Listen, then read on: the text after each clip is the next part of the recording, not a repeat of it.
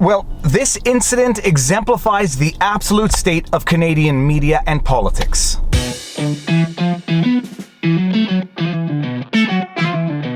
Viva Frei, Montreal litigator turned YouTuber. No Winnie the Westie today because my wife and kid have the dog. They are walking him at Mount Royal Park, which is where I am, parked in the car, making a vlog. I wasn't sure I was going to be able to get a vlog out today. I am somewhat pressed for time, hanging up signs, handing out flyers, talking to people, making my run for Parliament known. But alas, I had an incident on Montreal daytime radio this morning, and I said, I have to put out a vlog. Now, for those of you who don't know, I might have what some people refer to as an unhealthy obsession of calling in on daytime radio. I listen to daytime radio in Montreal, CJAD in particular, not because I like what I hear, but because I think it is important to hear what the other side is saying. But for anybody who doesn't know, CJAD radio in Montreal, I won't call it Pravda, but it's not far off. It is as much pro-government propaganda as you can expect from an allegedly free media. And if you think I'm exaggerating, if you think I'm being hyperbolic, if you think I am strawmanning the CJAD, wait until you see what happened today. This morning on the Elias Makos show, Elias Makos was asking whether or not the political climate in Canada has gotten too heated because, for those of you who don't know, apparently some protesters at a recent rally threw gravel at Justin Trudeau as he was entering the bus. And I'm just going to stop here to open up a big parenthesis.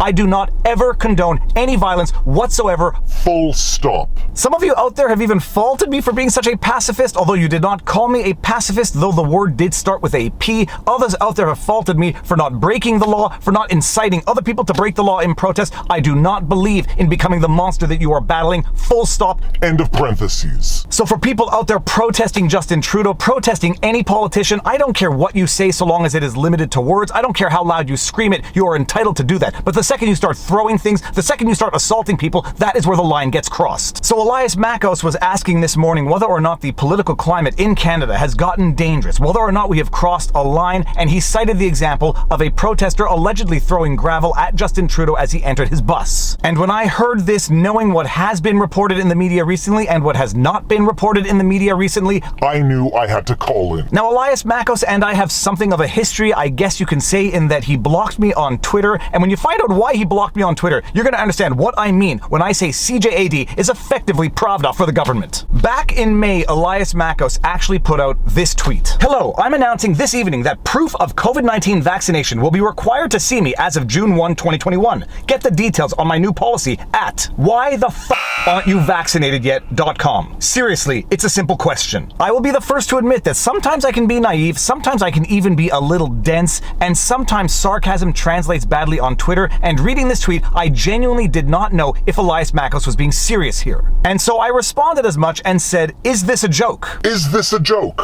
And any lingering doubt I had as to whether or not his tweet was a joke was erased because right after that tweet, he blocked me.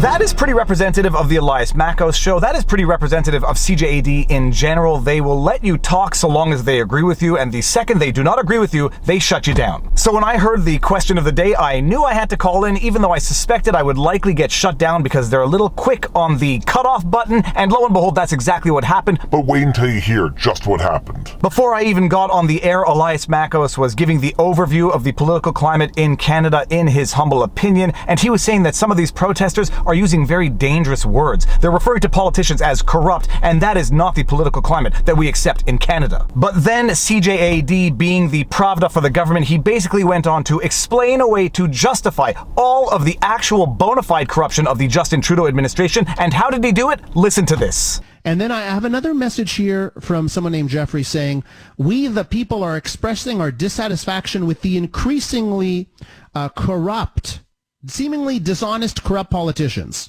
Okay? Now, I want to point something out. When you look at Canada and you talk about corruption, worldwide look at countries, you think Canada has corrupt politicians? Can I introduce you to the rest of the world? Canada's an example of what happens when you've got politicians that aren't corrupt. Canada is an example of what happens when you've got politicians who are not corrupt. Elias Makos, may I introduce you to the Aga Khan scandal? May I introduce you to the SNC-Lavalin scandal? May I introduce you to the We Charity scandal? How many scandals do you need to have before you recognize that our government is corrupt? But Canada is not as corrupt as other countries out there. Well, that's one heck of a standard. And how do I even know how we are measuring corruption from country to country? One thing I know, we have had a corrupt Liberal government in power from 2015, and Elias Mackos just washes away all that corruption because there are other worse countries out there. Calling politicians in this country, it doesn't matter if you're conservative or if you're liberal or you're NDP. You know, you gotta have a basis for calling politicians in this country dishonest and corrupt. I have gone over the Trudeau corruption in detail in previous vlogs. I even have an entire playlist dedicated to Trudeau corruption, but we have had the Aga Khan scandal. For those of you who may have forgotten about the Aga Khan scandal, or for those of you who may not be aware of the Aga Khan scandal because it's something that the subsidized media doesn't really like to talk about all that much, this was in 2015 or 2016 when Justin Trudeau took an all-expense vacation to Aga Khan's private island while the Aga Khan Foundation was petitioning the federal government for tens of millions of dollars. The Prime Minister of Canada taking private island vacations without declaring it as a gift to someone who is lobbying the federal government for tens of millions of dollars and receiving tens of millions of dollars. Nothing to see there, except Justin Trudeau's first ethics violation. Then we move on to the SNC-Lavalin scandal and Justin Trudeau's second ethics violation. For those of you who may have forgotten about the SNC-Lavalin scandal, or for those of you who have never heard about it, that was back when Justin Trudeau fired his then Minister of Justice and Attorney General, Jody Wilson-Raybould, who incidentally was the first female Indigenous person ever appointed to that position. He fired her because in her capacity as Attorney General, she wanted to prosecute SNC-Lavalin. She did not want to enter into something of a pretrial diversion program which would have not seen criminal charges being pressed against SNC-Lavalin for corruption. She wanted to pursue criminal charges. Justin Trudeau did not want to. He wanted to protect SNC-Lavalin for whatever the reason, so he put undue pressure on her not to press charges, and when she did, He fired her. and thus was born Justin Trudeau's second ethics violation. Then we get into the We Charity scandal, where Justin's mother and brother had been paid hundreds of thousands of dollars in speaking fees from the We Charity, and then, whoopsie doodle, the We Charity is granted a sole-sourced, no-bid government contract from Justin Trudeau's government to administer $1 billion in student loans for the hefty fee of $20 million. Now, somehow this did not result in Justin Trudeau's third ethics violation, and I think it's an absolute outrage, but that is just my personal opinion. But for anyone to say that this is not over-the-top, egregious corruption, you must work at CJAD.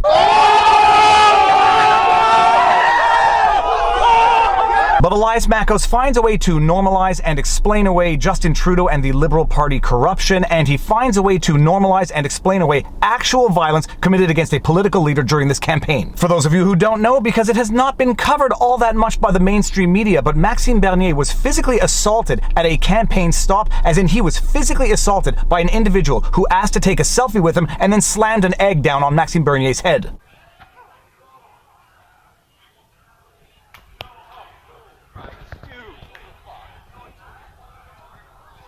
Maxime Bernier, being a true gentleman and exemplary Canadian in my humble opinion, did not want to press charges against the individual. He told his security to let the guy go away, but there had been an actual act of physical assault committed against Maxime Bernier, and the media just crickets. Robert Barnes and I have talked at length about this concept known as the political permission slip, and I dare say when the mainstream media is actually silent on actual assault Against a political leader. that is as much of a political permission slip as anybody needs to escalate the violence one notch higher. So with this particular example in mind and the media's response to this incident, I called Elias Mackos in the hopes of expressing myself on CJAD, and this is what happens.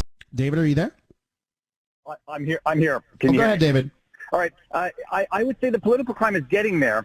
And when you have the mainstream media utterly ignoring Maxime Bernier getting physically assaulted at a rally, you want to talk about dog whistles to the rest of the crowd when the mainstream media and the likes of you Are you talking about the egging? Hey, David, are you talking about the egging?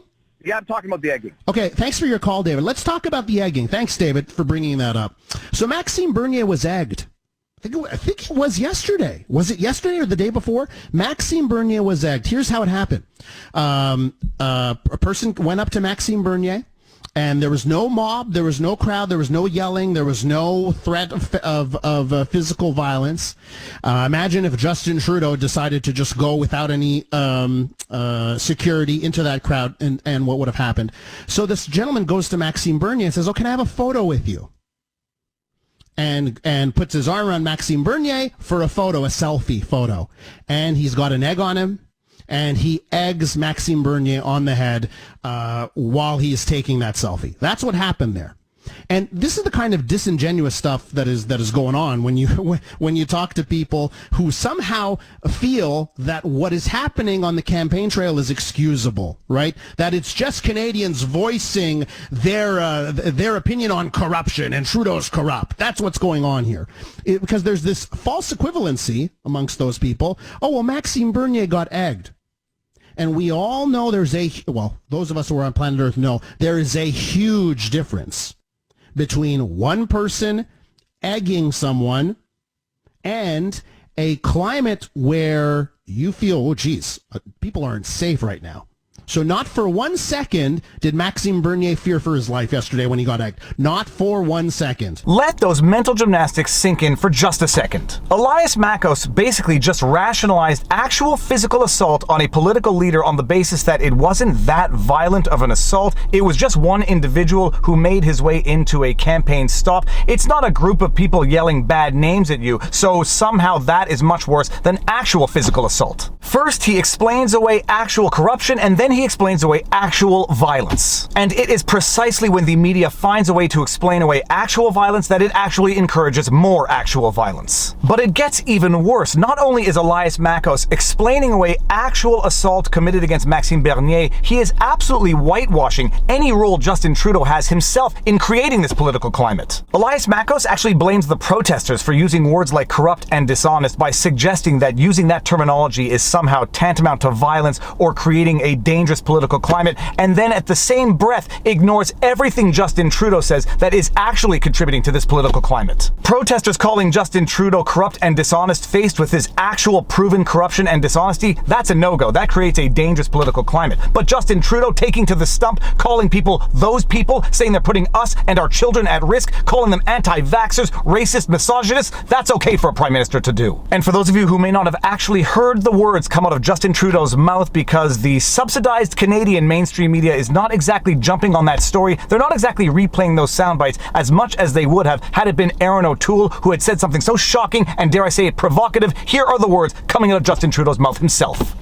Yes, there is a small fringe element in this country that is angry, that doesn't believe in science, that is lashing out with racist, misogynistic attacks, and I know will not allow those voices, those special interest groups, those protesters who can, I don't even want to call them protesters, those anti-vaxxer mobs, they are putting at risk their own kids, and they're putting at risk our kids as well. Those people are putting us all at risk. Those people are putting us all at risk. And they're putting at risk our kids as well. But yeah, it's the protesters, everyday Canadians who are shouting at Justin Trudeau, calling him corrupt and dishonest, who are escalating the political rhetoric in this country. It's not Justin Trudeau himself, who is quite literally pitting Canadians against Canadians, turning some Canadians into scapegoats, demonizing minorities of Canadians, and literally painting them to be an existential threat to other Canadians. It has nothing to do with that. It's the protesters, only the protesters. How did we get to this political climate in Canada? Just blame the everyday citizens who are expressing their views and discontent with this corrupt and dishonest government. Don't blame the dishonest and corrupt government itself. After all, they pay your bills, CJAD.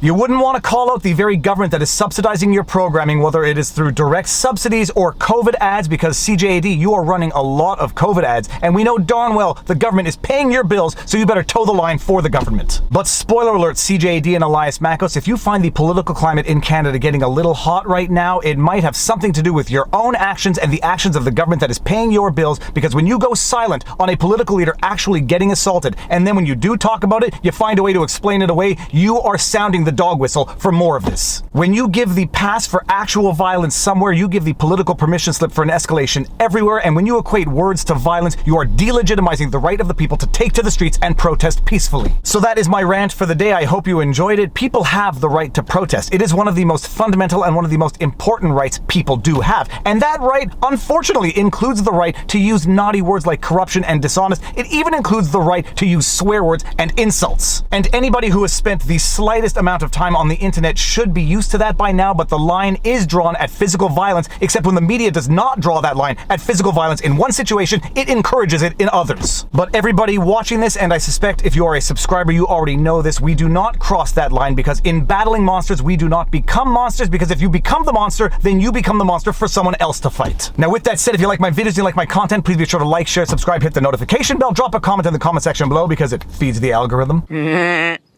Dirty. If you want to support the channel, all the support links are in the pinned comment. We've got merch, keep calm, and Vlawg on. Robert Barnes and I do weekly streams every Sunday. They are well worth a watch, if I do say so myself. We do weekly streams with a guest every Wednesday called The Sidebar. If you want to find us and support us on Locals, we are at VivaBarnesLaw.locals.com. All of my content is also on Rumble if you want to check it out there, but more important than that, take care of yourselves, check in on friends and family, make sure everyone around you is doing well, and most importantly, stay peaceful when speaking truth to power. Peace out.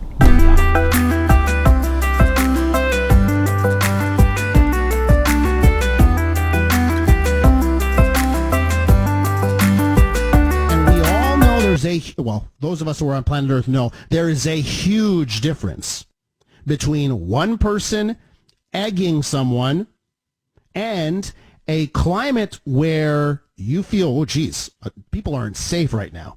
So not for 1 second did Maxime Bernier fear for his life yesterday when he got egged. Not for 1 second.